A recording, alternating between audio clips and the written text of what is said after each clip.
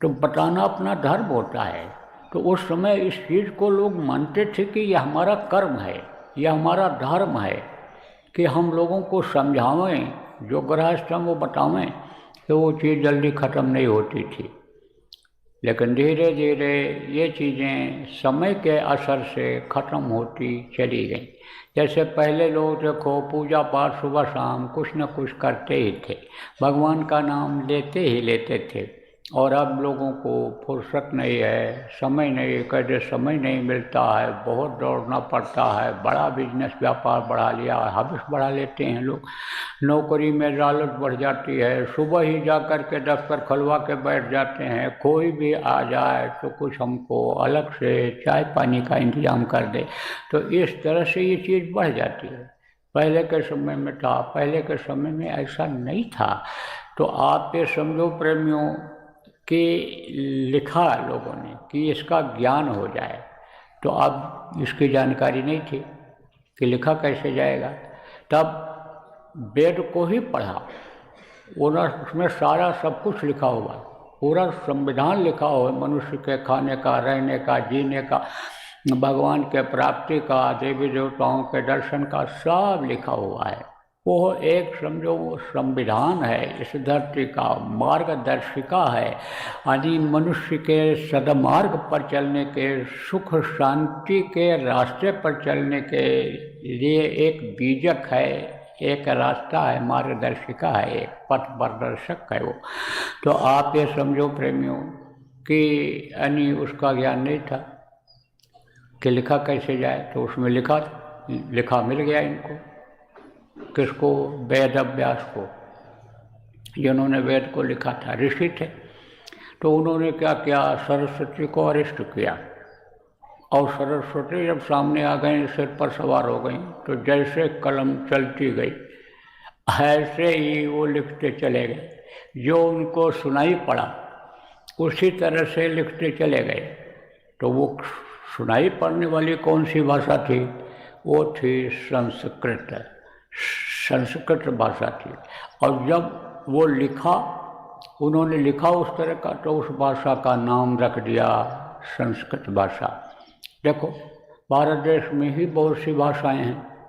आप देखो कोई बंगाली लिखता है तो किसी ने उसी तरह से तोड़ मरोड़ करके बंगाली संस्कृत में से निकाल के बंगाली लिखा होगा। बहुत से शब्द संस्कृत के बंगाली में भी मिलते हैं, हिंदी में भी मिलते हैं, आप समझो मराठी में भी मिलते हैं। हर भाषा में संस्कृत के शब्द मिलते हैं। मिला जुला लोगों ने लिख दिया, अलग से ऐसे हाथ चला कर लिख दिया, तो वही भाषा हो गई।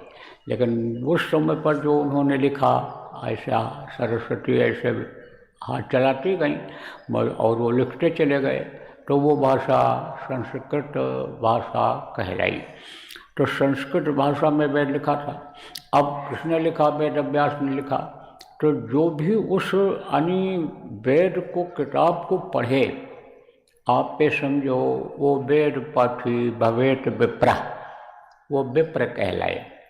आप पे समझो कहते जन्मते जायते शूद्रा संस्काराय तदुच्यते, और वेद पाठी भवेत विप्रा, और ब्रह्मजाना सा ब्राह्मणा।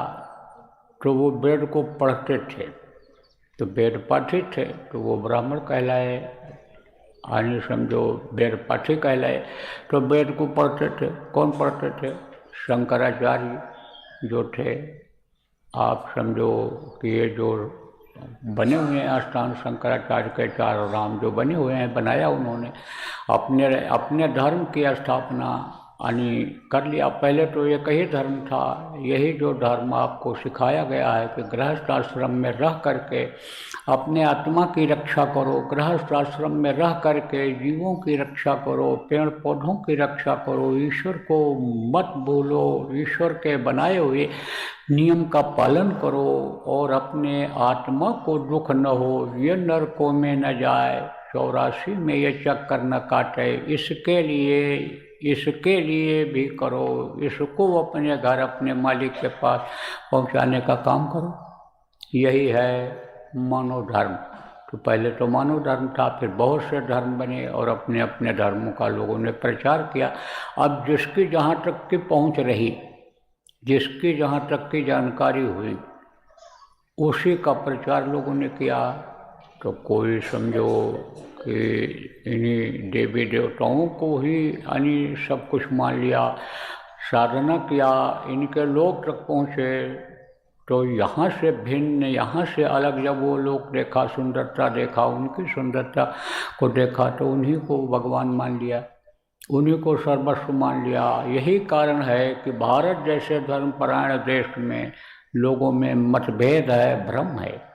कोई कहता शिव बड़े हैं, कोई कहता ब्रह्मा बड़े हैं, कोई कहता विष्णु बड़े हैं, कोई कहता ज्योति नारायण सब कुछ है, कोई कहता आद्या महाशक्ति सब कुछ है, महामाया सब कुछ है, महाकाली सब कुछ है, कोई कहता पार्वती माता सब कुछ है, सीता माता ही यानी समझो कि सब कुछ है। यही कारण है कि लोग यानी समझ नहीं पा रहे हैं, असली स्थान तक पहुंच नहीं पा रहे हैं, तो भ्रम में ही समय निकल जाता है, उसी में वाद विवाद में लोग फंसे रह जाते हैं, असली रास्ते से अलग हो जाते हैं। यही कारण है कि लोग यानी समझो कि जो वास्तव में मानव धर्म है उससे अलग होते चले जा रहे हैं।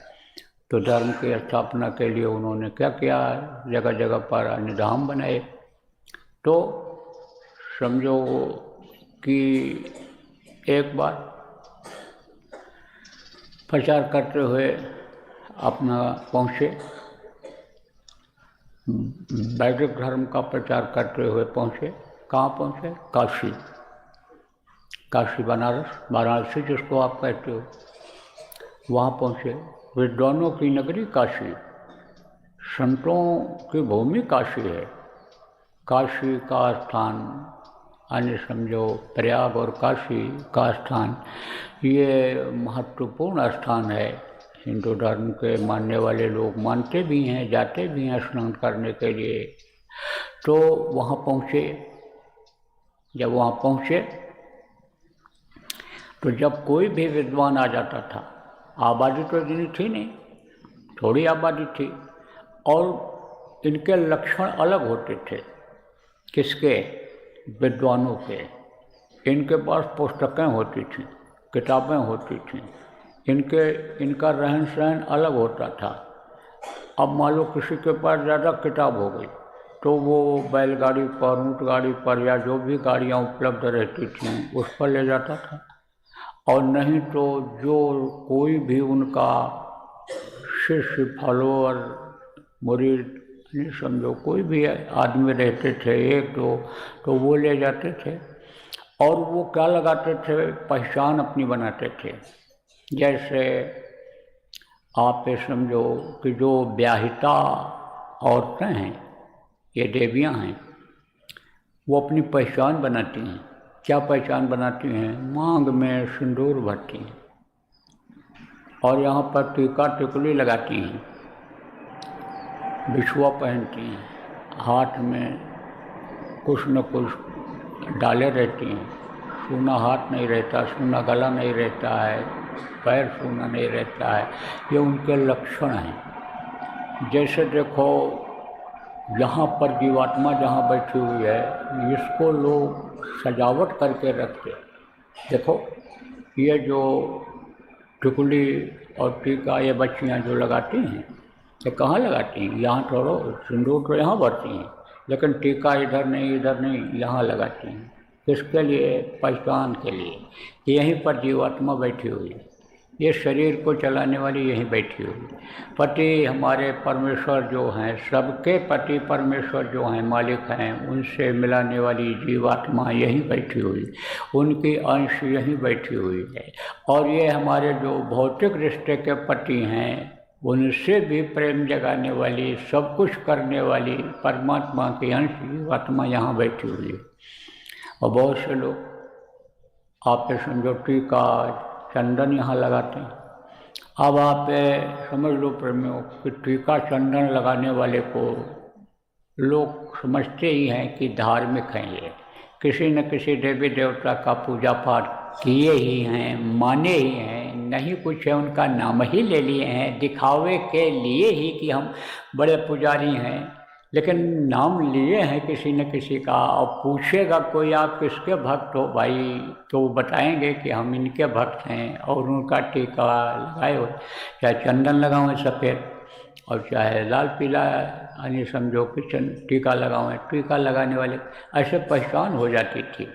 देखो रावण क्या था, विद्वान था, और भी राक्षस थे, लेकिन वो त्रिपुंड नहीं लगाते थे, वो त्रिपुंड लगाता था। इसे त्रिपुंड मतलब यह है कि तीनों लोगों को जीते हुए था, तीनों लोगों को जानता था, तीनों लोगों के लोगों से, अन्य तीन लोक के लोगों से भी लड़ाई करने में वो सक्षम था। वो तो शिव जी के कैलाश पर्वत को ही उठाने वाला था, ले जा कर के लंका में रखने वाला था। कुछ दिन के लिए अगर वो रह जाता तो समझो कि ये मतलब यह है कि अनहोनी जो है वो भी कर डालता, जो हो मतलब काल का नियम है उसको भी तोड़ने के लिए वो तैयार था। तो क्या करता था, त्रिपुंड लगाता था, उससे ज्ञान होता था कि ये विद्वान है, जानकार है, तो पता चल जाता था कि यह जानकार हैं, विद्वान, पता चल गया लोगों को। तो ये हुआ कि भाई शास्त्रार्थ किया जाएगा। जैसे होते ना, कहते जिला जीत कौन है, तो कहते जो सभी पहलवानों को जिला के जीत चुका है वो जिला जीत है। और समझो विश्व जीत कौन है, जो दंगल हुआ, जो जीता, समझो वो विश्व जीत है। अब जैसे कोई मान लो क्रिकेट हो रहा है, हॉकी हो रहा है, वॉलीबॉल हो रहा है, आप फिर समझो कि मैच हो रहा है, और जो सबको हरा दिया तो वो जगत जीत हो गया कि नहीं हो गया, वो अजय हो गया। कहते हैं ये इनकी टीम, भारत की टीम ये अजय है, इसको कोई हरा नहीं पाया। ऐसे ही उसका नाम हो जाता था कि जो सबको हरा देता था शास्त्रार्थ में। तो वहीं पर एक मिश्र थे, मंडल मिश्र, तो वो समझो कि उनसे शास्त्रार्थ किए, किससे, शंकराचार्य से। शंकराचार्य से शास्त्रार्थ किए तो शंकराचार्य जीत गए, और वही उस समय के सबसे विद्वान थे वहाँ के, वही मानेंद्र थे कि सबसे बड़े यही हैं, सब सारी जानकारी वेद पुराण शास्त्रों की इन्हीं को है। तो वो तो जब हारे तो उनकी औरत जो थी, पत्नी, विदुषी थी। विदुषी किसको कहते हैं, विद्वान को, ज़्यादा जानकारी जिसको होती है। तो देखो ये प्रेमियों, बच्चों इस चीज़ को समझो कि ये जो विद्या है और ज्ञान है, इसका बंटवारा उसने नहीं किया है। पुरुष स्त्री तो बना दिया इस दुनिया में, लेकिन ये ज्ञान अर्जित करने का, ज्ञान लेने का, भजन ध्यान करने का यह नहीं बांटा है। इसमें तो कोई भी सफलता पा सकता है, किसी को ये ज्ञान हो सकता है।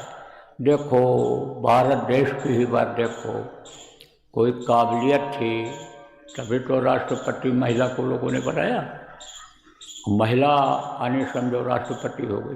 कोई भी काबिलियत रही होगी, कैसे भी काबिलियत रही होगी, ज्ञान रहा होगा, बुद्धि रही होगी, कुछ भी रहा होगा, तो ऐसे ये चीज़ बटी नहीं है, ये बटा नहीं है, ज्ञान बटा नहीं। तो उनकी जो पत्नी थी वो विदुषी थी, विद्वान थी। तो उसने कहा इनसे, शंकराचार्य से, कि देखो महाराज, अभी तो हमारे पतिदेव आधा हारे हैं, अभी तो आधा जीते हो आप, मैं अर्धांगिनी हूँ उनकी, मेरी बातों का जवाब आप जब दे ले जाओगे तब आप जीतोगे, तो मैं शास्त्रार्थ करूँगा।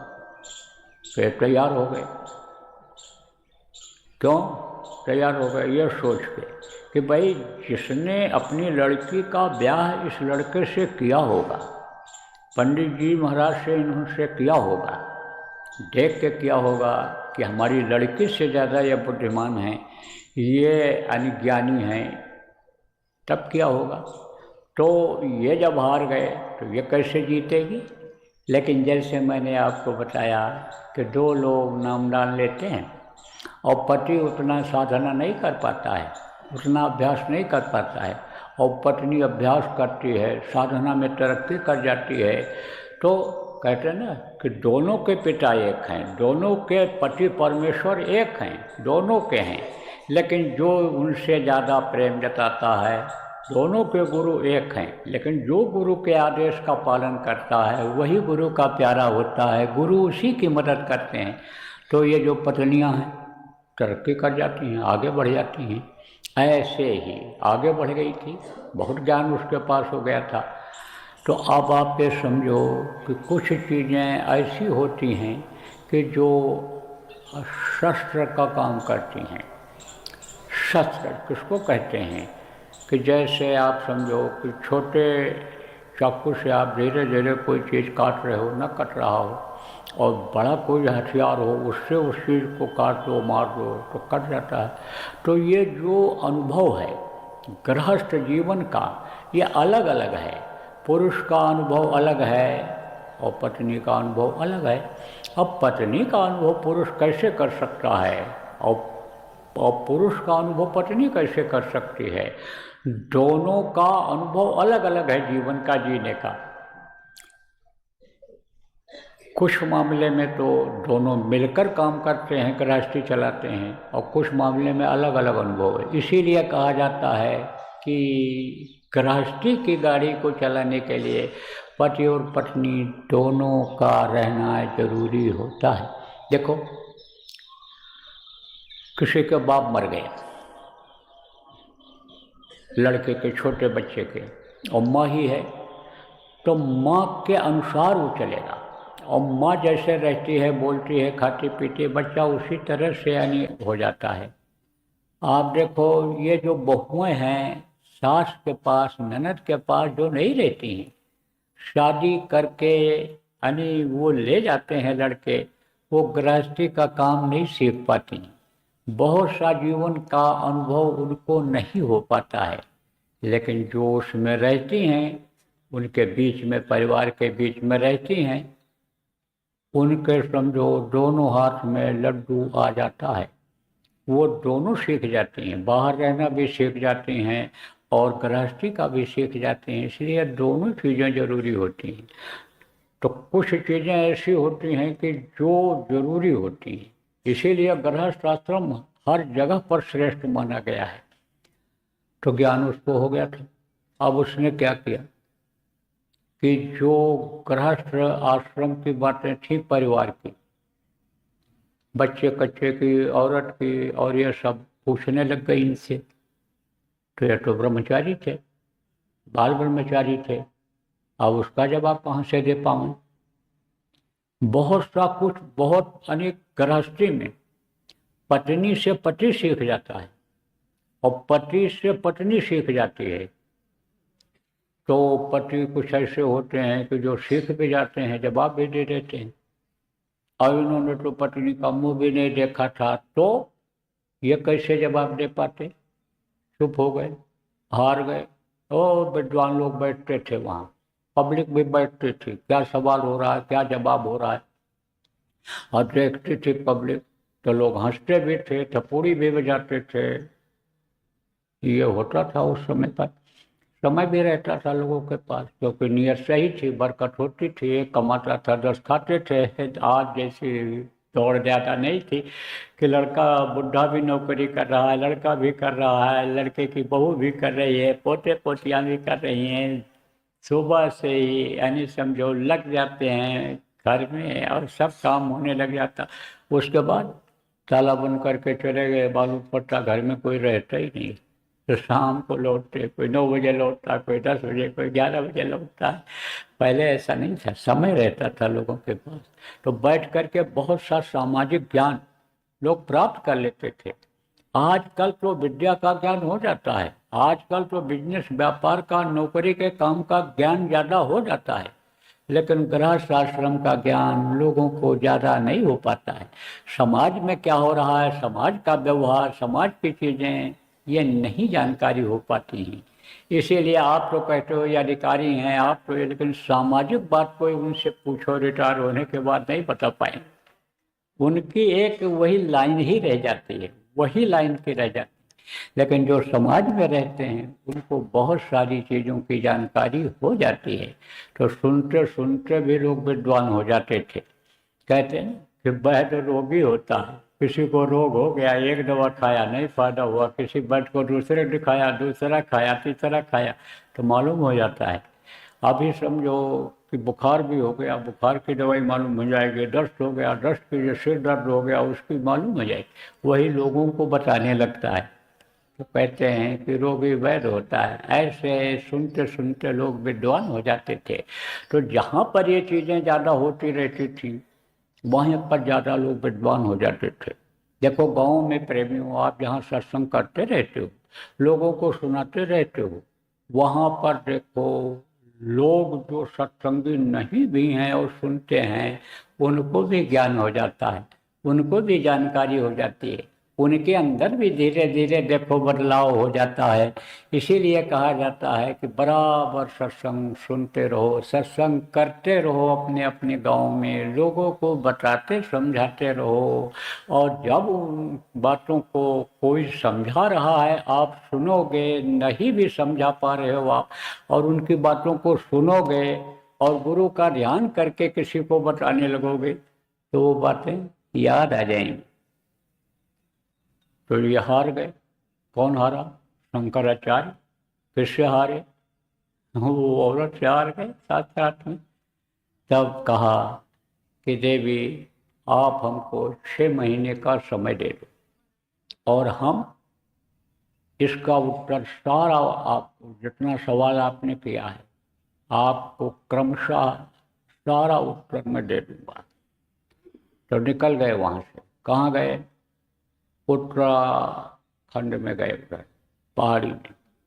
और वहीं पर उनके प्रेमी थे, भक्त थे। बोले देखो अब मैं शरीर छोड़ रहा हूँ, लेकिन इस शरीर में फिर आऊँगा, इसको बहुत संभाल कर रखना, रखवाली करते रहना, इसको कोई जानवर कीड़े मकोड़े छेड़ने न पाए। तब उन्होंने देखा, जिस यानी आवाज़ को सुनते थे, आप ये समझो जिससे सुनते थे जीवात्मा के कान से, वही यही जीवात्मा, इसी जीवात्मा में आँख भी है, जिसको दिव्य आँख कहते हैं, आत्म चक्षु कहते हैं। तो उससे उन्होंने देखा, तो देखा कि वो राजा जा रहा है इस दुनिया से, उसका समय पूरा हो गया। बस वहाँ फौरन पहुँचे और उन्होंने अपना आत्मा को उसमें प्रवेश कर दिया।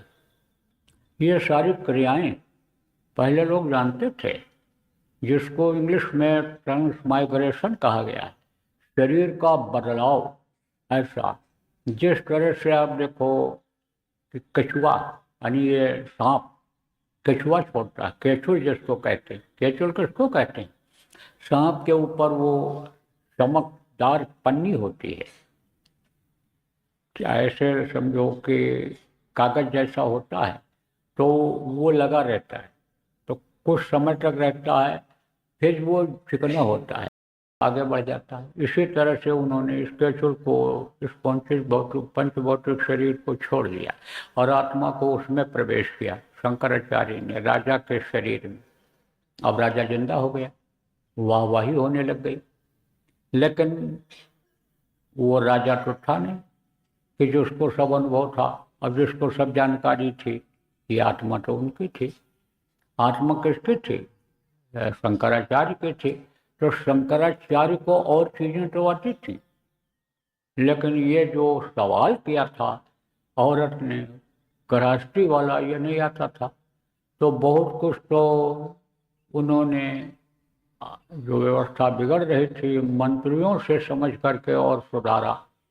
और बहुत कुछ अपनी जो रानी उस समय की थी उसको तो मालूम नहीं था कि यह कौन है, आत्मा इनके अंदर कौन है। वो तो समझते थे हमारे राजा साहब जिंदा हो गए, तो राजा साहब यानी कोई चीज़ पूछते थे, कुछ समझना चाहते थे, वो शंकराचार्य तो बताती भी थी कि भाई ये बुढ़े हो गए, या देखो बहुत तकलीफ थी, जा रहे थे, तो इनकी स्मरण शक्ति खत्म हो गई होगी।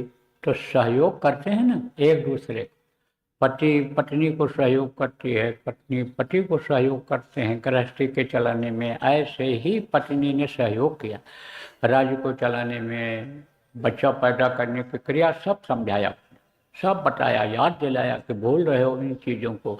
तो गृहस्थी का इनको अनुभव हो गया। और 6 महीने के बाद फिर वो जब समय आया तो राजा के शरीर से निकल करके और अपने शरीर में प्रवेश होकर के और जा कर के फिर शास्त्रार्थ किया था। तो हमारे कहने का मतलब यह है कि जिस गृहस्थ आश्रम में रहते हो इसमें हर चीज़ का अनुभव हो जाता है, इसमें हर चीज़ की जानकारी हो जाती है। तब समझो कि आपको भटकना नहीं पड़ता है। तो आप भाग्यशाली हो कि जिनको मनुष्य शरीर मिल गया और गृहस्थ धर्म का पालन करने का अवसर मिला। देखो, जो सन्यासी हो गए, साधु हो गए, वो गृहस्थ धर्म का पालन नहीं कर सकते हैं। अब यह है कोई महात्मा हो गया, पहुंच से बाहर हो गया, यहाँ के यानी यहाँ की जो पहुंच है इससे बाहर हो गया, ऊपर चला गया और जीवात्माओं को देखने लगा, तो वो तो सब को अपना बच्चा समझेगा। सिया राम मैं सब जगदानी, करो प्रणाम जो जुग पानी। तो वो जो करेगा सबके लिए करेगा, क्योंकि सबको अपना बच्चा मानेगा। जैसे गुरु महाराज हमारे कहा करते थे कि मेरे अपना बच्चा तो कोई है नहीं, लेकिन आध्यात्मिक दृष्टिकोण से मैं तुम्हारे बच्चों को और तुम लोगों को अपना बच्चा समझता हूँ, मानता हूँ और तुम्हारे लिए काम करता हूँ। तो गुरु महाराज ने जो काम किया किसके लिए